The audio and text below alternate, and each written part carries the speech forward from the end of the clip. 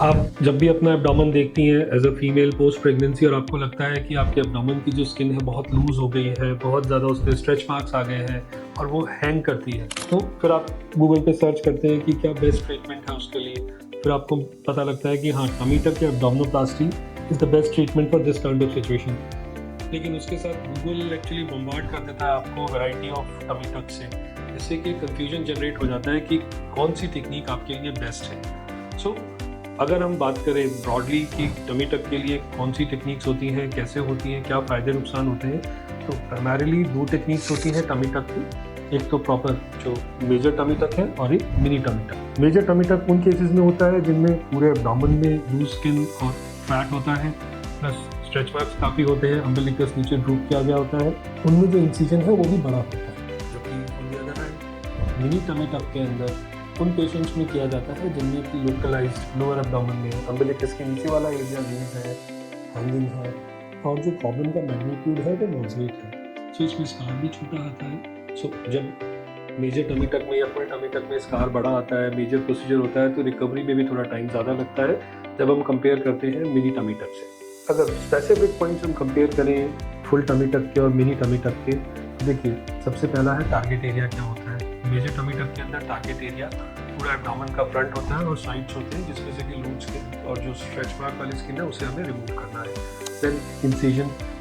Full tummy टक में incision लंबा होता है, ट्रांसवर्स होता है, और जो अगर किसी का पहले LSCS या सिजेरियन सेक्शन हुआ है तो उसी इंसिजन का एक्सटेंशन होता है। तीसरी इंपॉर्टेंट चीज़ होती है मसल रिपेयर। फुल टमी टक का एक इंटीग्रल पार्ट है muscle repair, because most of the cases में, मोस्ट ऑफ द फीमेल्स में पोस्ट प्रेगनेंसी में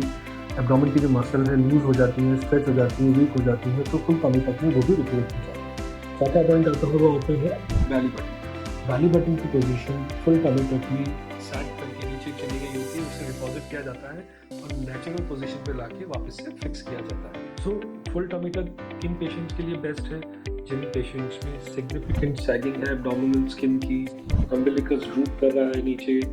मस्कुलर वीकनेस है, अपर पार्ट में बल्ज है, बिकॉज प्रोसीजर का मैग्नीट्यूड थोड़ा ज़्यादा होता है, इसीलिए रिकवरी जो पोस्ट ऑफ रिकवरी होती है या डाउन टाइम होता है वो फुल टमी टक का थोड़ा ज़्यादा होता है as compared to mini tummy tuck. Key points जो मिनी टमी टक के होते हैं, मिनी टमी टक में जो एरिया हम टारगेट करते हैं वो बेली बटन के नीचे वाला एरिया या लोअर एब्डोमेन टारगेट करते हैं, जहाँ पे मॉडरेट स्किन लूजनेस होती है या moderate amount of skin laxity होती है। फिर इंसिजन जो होता है मिनी टमी टक में वो फुल टमी टक जितना बड़ा नहीं होता है, उसके कंपैरेटिवली काफ़ी छोटा होता है। थर्ड पॉइंट जो हम फुल टमी टक में मसल रिपेयर करते हैं, मिनी टमी टक में बिकॉज मॉडरेट स्किन लैक्सिटी होती है तो अम्बिलिकस यूजुअली अपनी पोजीशन पे ही होता है, बेली बटन अपनी नेचुरल पोजीशन पे ही रहता है। मिनी टमी टक इन पेशेंट्स के लिए बेस्ट है, ये उन पेशेंट्स के लिए बेस्ट है जो कि जिनका की जो बॉडी वेट है वो उनके टारगेट बॉडी वेट के आसपास है,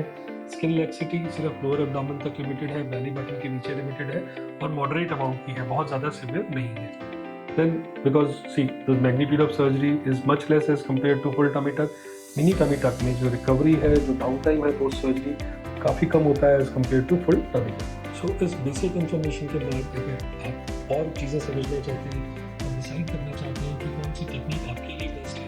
इट्स ऑलवेज एडवाइजेबल कि आप एक एक्सपीरियंस्ड प्लास्टिक सर्जन से कंसल्ट करें, अपने गोल्स, एस्थेटिक गोल्स डिस्कस करें, अपनी रियलिस्टिक एक्सपेक्टेशंस उनसे डिस्कस करें और अपने कंसिडरेशंस जो है आपकी डिस्कस करें। आपके जो plastic surgeon, experience plastic surgeon होंगे वो आपका जब प्रॉपर प्री ऑपरेटिव इवैल्यूएशन और एग्जामिनेशन करेंगे, एब्डोमेन की शेप, एब्डोमेन में कितनी स्किन लैक्स है, किस एरिया में करेक्शन की ज़रूरत है, प्लस उसके अलावा मसल की कैसी सिचुएशन है, मसल वीक है या नहीं है, मसल की गेपिंग है कि नहीं है, उसके बाद ही वो आपको बता पाएंगे कि आपके लिए full tummy tuck procedure ideal है या फिर नहीं। और इसका एडवांटेज ये रहेगा कि जब आपकी अंडरस्टैंडिंग अच्छी होगी, रियलिस्टिक एक्सपेक्टेशंस होंगी, तो आप बेस्ट रिजल्ट अचीव कर पाएंगे। इस तरह की और इन्फॉर्मेशन के लिए आप हमारा चैनल सब्सक्राइब करें और हमें फॉलो करते रहें।